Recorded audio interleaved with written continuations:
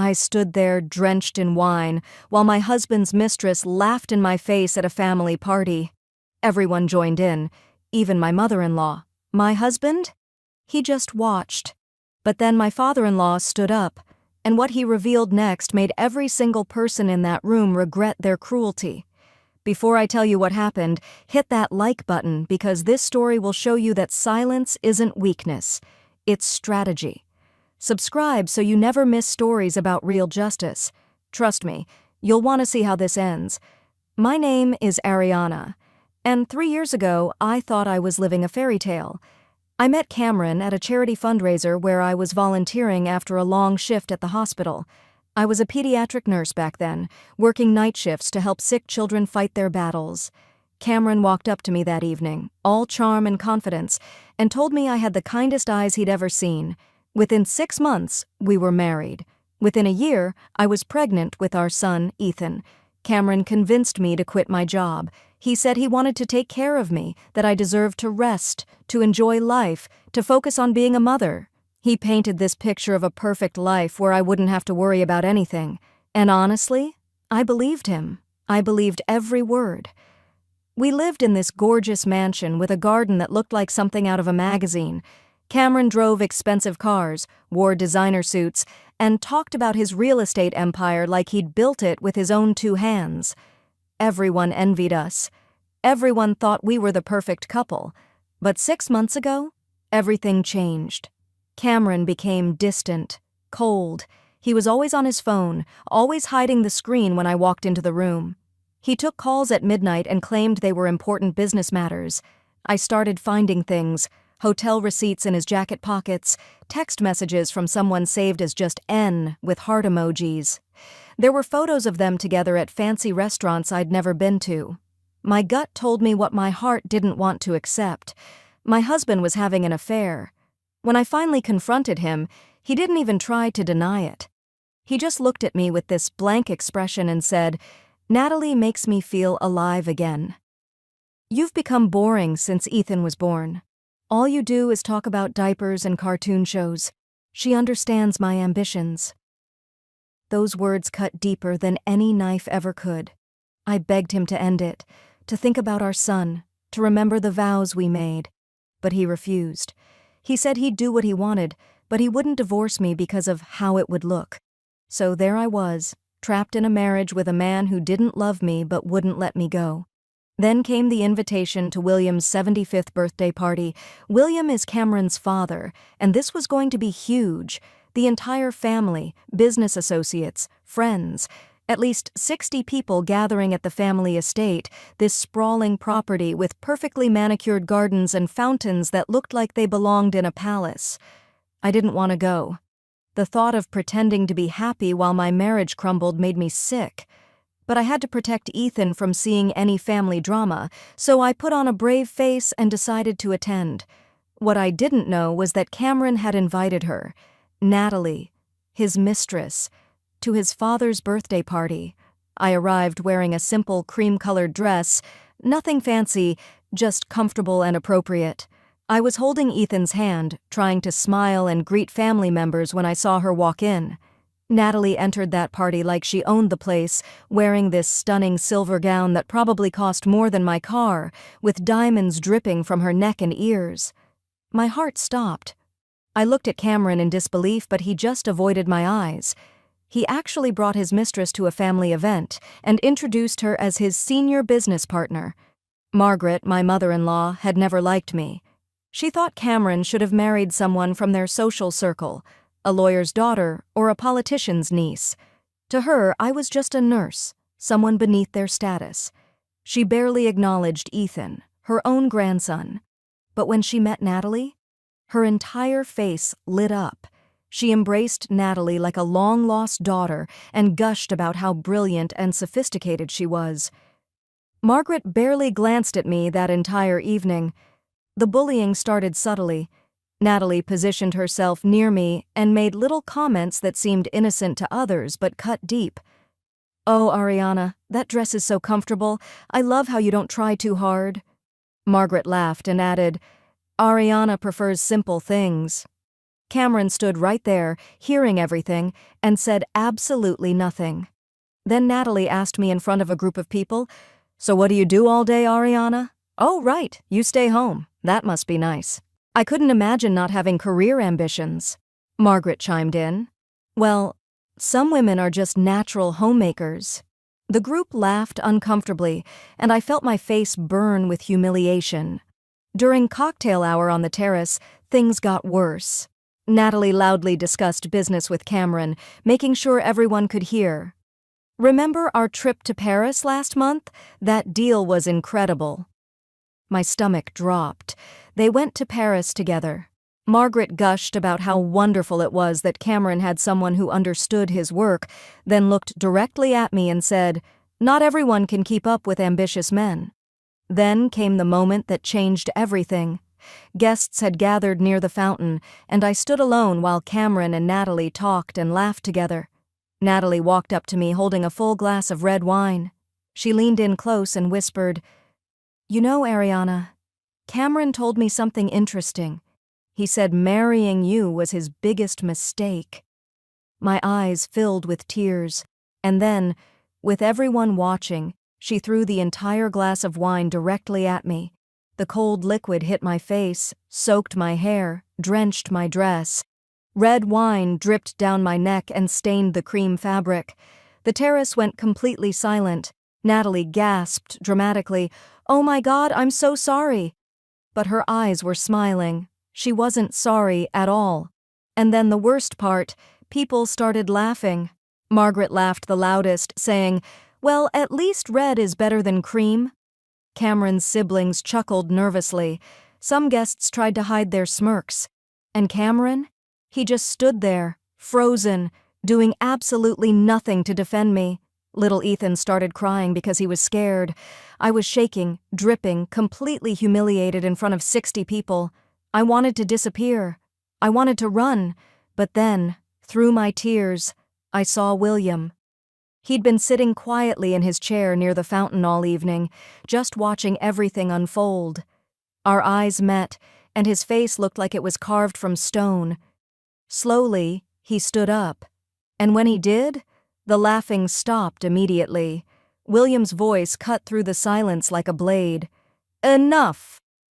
Just one word, but it commanded absolute attention from every single person there. He walked slowly toward the center of the terrace, and every eye followed him. "I've seen quite a show tonight," he said, his voice calm but carrying this dangerous edge that made everyone nervous. Cameron looked confused and said, "Dad, what are you—" But William held up his hand, and Cameron's mouth snapped shut. "I built everything from nothing 45 years ago," William began. "I came to this country with $200 in my pocket. I worked 3 jobs to start my first property investment. Everything you see here, this estate, the business, the lifestyle you all enjoy, I built it with my own hands." Cameron interrupted, "Dad, we know your history." William's eyes turned cold. "Do you really, son? Do you really know?" He pulled out some documents from inside his jacket, and I saw Cameron's face go pale. "Cameron, tell everyone here how much of the business you actually own." Cameron stammered, I run the operations, I manage—" William cut him off. "I asked how much you own." The silence was deafening. Cameron said quietly, I assumed—" William's voice was like ice. "You assumed wrong. You own nothing. Not one single share, not one property, nothing." Gasps rippled through the crowd. Natalie's confident smile started to crack. William continued, pulling papers from the folder. "These are the company ownership documents. I own 100% of everything. The real estate company, mine. The investment portfolio, mine. The commercial properties across 3 states, mine. Every single asset is in my name." Then he turned to Natalie, and I saw fear flash across her face.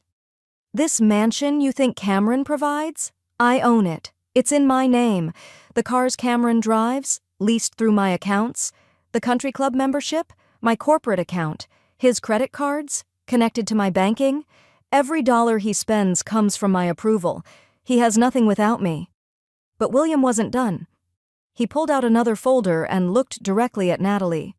"I know exactly who you are, Natalie Christine Foster, born in Ohio, convicted of fraud in 2019. You've targeted 4 wealthy men in 3 years. You're not a business consultant. You dropped out of community college. You're a con artist and not even a good one." Natalie's face turned bright red. She tried to speak, but no words came out. People started whispering, pulling away from her. Margaret looked like she'd been slapped. William turned to his wife. "You embraced this woman. You mocked your own daughter-in-law. You laughed while she was humiliated. You never gave Ariana a chance because you thought she wasn't good enough for this family." Margaret started crying, her makeup running down her face. "William, I didn't know." He shook his head. "You didn't want to know. You chose cruelty over kindness." Then came the moment that stopped my heart. William signaled to a man standing near the house, his lawyer, who stepped forward carrying a leather portfolio. "I'm making changes tonight," William announced, "in front of all of you as witnesses. Everything I own, every property, every business, every investment account, I'm signing it over tonight." Cameron's eyes lit up with hope. He actually smiled, thinking his father was giving everything to him. But William walked past his son and came directly to me. I was still standing there, drenched in wine, shaking, confused. William placed the documents in my trembling hands and said, loud enough for everyone to hear, "This mansion, yours, the business, held in trust for Ethan, with you as trustee until he turns 25. The investment accounts, yours. The properties, the assets, everything, yours and Ethan's." The crowd erupted. Cameron shouted, "What? Dad, you can't do this!"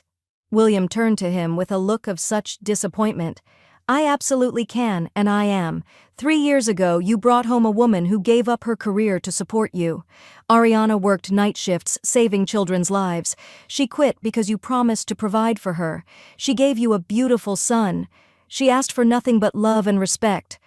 Tonight, I watched her be treated like garbage by you, by this fraud, by my own wife, and she stood there with dignity, protecting her child while you did nothing." William's voice broke slightly. "You want to know what a real man does? A real man protects his family. A real man honors his commitments. A real man doesn't stand silent while his wife is humiliated. You failed as a husband and as a father. You have nothing now except what Ariana chooses to give you." That's when Natalie completely lost it. She screamed at Cameron, "You told me you were rich. You said you owned everything.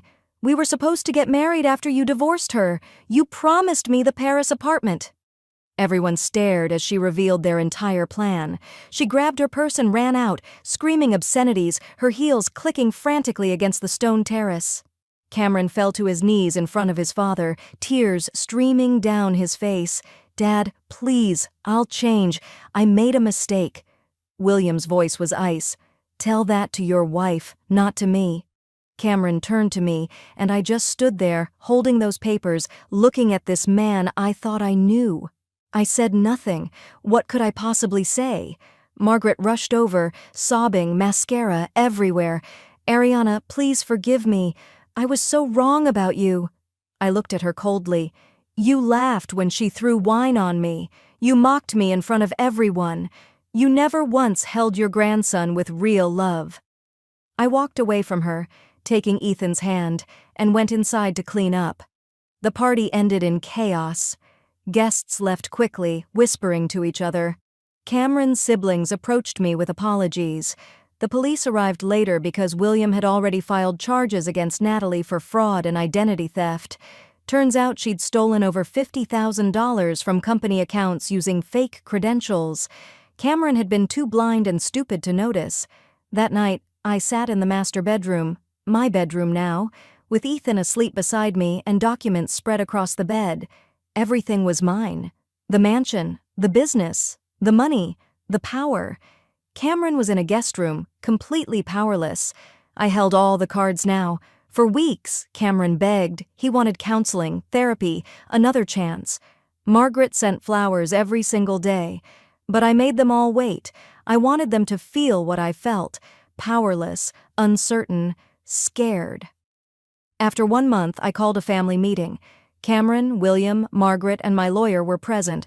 I laid out my terms. Cameron had to get therapy for 6 months. He had to work a real job, not at the family business. He had to earn his own money. Margaret had to volunteer at a women's shelter to learn what real suffering looked like. I took over as CEO of the company. I fired everyone who had laughed that night and brought in my own management team. Within 3 months, profits increased by 40%. Turns out Cameron was terrible at business. He got a job as a sales associate at a furniture store, driving a used Toyota instead of a Mercedes, asking me for money for basic expenses. He lived in the guest house and watched every day as I ran his father's empire better than he ever could. After 6 months, I filed for divorce. But I wasn't cruel. I gave Cameron an entry-level job at the company where he could work his way up based on merit. He could see Ethan any time, but I was done being disrespected. Margaret transformed completely, finally becoming the grandmother Ethan deserved. William and I run the business together now, and it's thriving. That night, dripping in wine, I thought my life was over. I was wrong. It was just beginning. William didn't just give me property, he gave me back my power, and I used it. If this story gave you chills, smash that like button right now. Subscribe because I share stories about real people who refuse to stay victims. Comment below, would you have taken Cameron back or walked away? What would you have done with all that power? Share this video with someone who needs to remember their worth. Remember, never let anyone make you small. The quietest person in the room might just own everything. Thanks for watching, and I'll see you in the next one where we talk about how I'm spending my millions. You won't want to miss it.